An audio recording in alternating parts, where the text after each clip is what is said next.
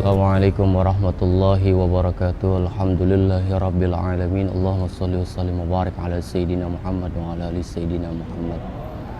Para pemirsa yang menyaksikan posisi daripada video kali ini, saya akan menyampaikan mengenai daripada posisi kehidupan manusia ketika dia menjalankan ibadah kepada Allah tidak lepas dari bentuk yang namanya ujian, cobaan, musibah dan teguran.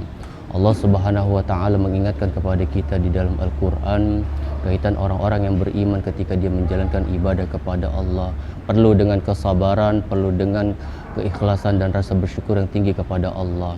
Di antaranya Allah sampaikan dalam suci ayat kursi Al-Qur'an, wala nabluwannakum bisyai'im minal khaufi wal ju'i wa naqsim minal amwali wal anfusi wath thamarat wa basyiris sabirin alladzina idza asabatuhum musibah qalu inna lillahi wa inna ilaihi raji'un. Di dalam Al-Quran Allah sampaikan maqala yang artinya dan pasti Allah akan uji manusia dalam bentuk cobaan musibah, dari bentuk ketakutan, dari bentuk kelaparan, dari bentuk kekurangan harta, dari bentuk kematian dan bentuk tidak sehat dalam keadaan tidak ada kebuah-buahan.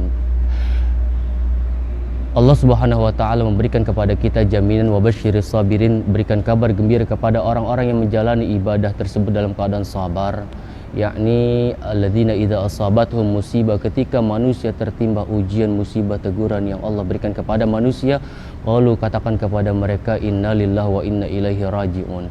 Sungguh kita ini milik Allah dan pasti dan akan kembali kepada Allah Subhanahu wa taala.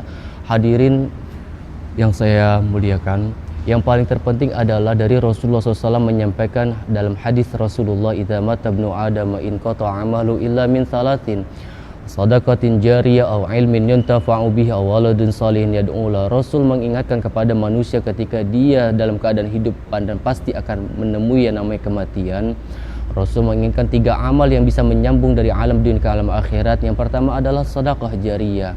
Sedekah jariyah ketika dipaparkan dalam bentuk apapun yang manusia korbankan, infak, bentuk harta di jalan Allah, membantu sama muslim, fakir, miskin, anak yatim, itulah salah satu amal yang paling mulia di hadapan Allah, dan Rasulullah pun sangat cinta dan sayang kepada orang yang ahli sedekah.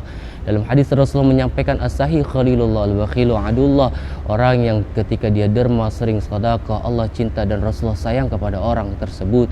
Bahkan dari jaminan Rasulullah ketika dia mampu bersayang kepada anak yatim, jaminan kata Rasulullah, ana waqiful yatim fil jannah, saya kata Rasulullah bagaikan 2 jari orang yang cinta kepada anak yatim yang dia mau mengorbankan hartanya kepada anak-anak yatim. Sedekah jariyah itu istimewa. Yang kedua adalah au ilmin yuntafa'u bih, orang yang ketika dia mengaji, belajar agama Islam, dia praktekkan amalnya. Karena di dalam ada satu riwayat keterangan, la yuqbalu amalun bila amalin, la yuqbalu imanun bila amalin, wala amalun bila imanin. Kata Rasulullah, tidak akan diterima amal seseorang tanpa iman, dan iman pun tidak akan diterima tanpa amal.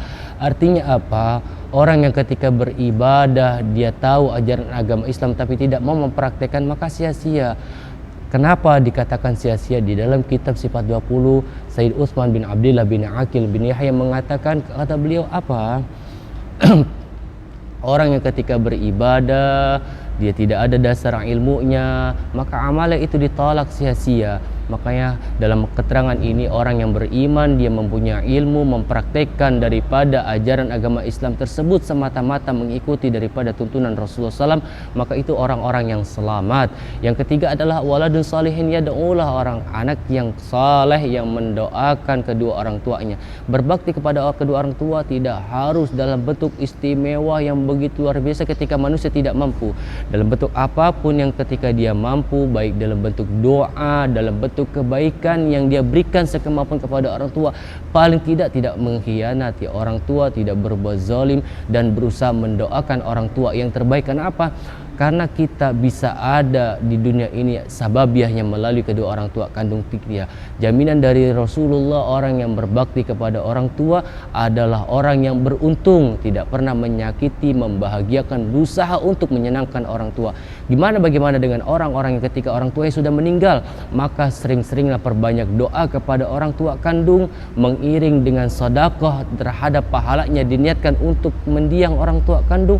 Dan orang-orang yang ketika sudah meninggal meninggal, dia tidak pernah mengharapkan isi dunia. Yang paling terpenting adalah mengharapkan doa dari seorang anak yang menyebabkan orang tua tersebut dapat selamat dunia dan akhirat.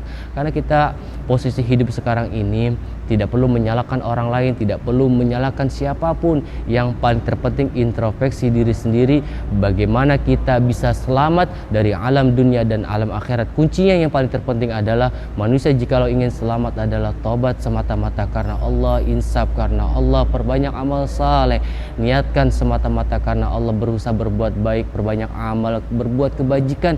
Yang kebaikan dan kebajikan itu mudah-mudahan Allah terima amal ibadah kita dan diniatkan ibadah itu semata-mata full karena Allah. Jangan ada ria, pamer, bangga, ingin dipuji, disanjung dan lain sebagainya. Karena Rasulullah mengajarkan kepada kita, innal sholati wa nusuki wa mahyaya wa mamati lillahi rabbil alamin. Salat saya, pekerjaan saya, amal saya, ibadah hidup dan mati saya sepenuhnya saya serahkan semata-mata karena Allah Subhanahu wa taala. Mudah-mudahan kesimpulan yang saya berikan pada hari ini menjadikan ibrah pelajaran buat diri saya pribadi dan untuk hadirin yang menyaksikan pada sayangan saya pada hari ini. Mudah-mudahan menjadi amal kebaikan untuk kita semua. Yang paling terpenting mudah-mudahan kita diakui sebagai umat Nabi besar Muhammad Rasulullah SAW dan dapat terselamatkan dunia dan akhirat. Kurang lebihnya saya mohon maaf. Hadanallahu wa iyyakum ajma'in. Wassalamualaikum warahmatullahi wabarakatuh.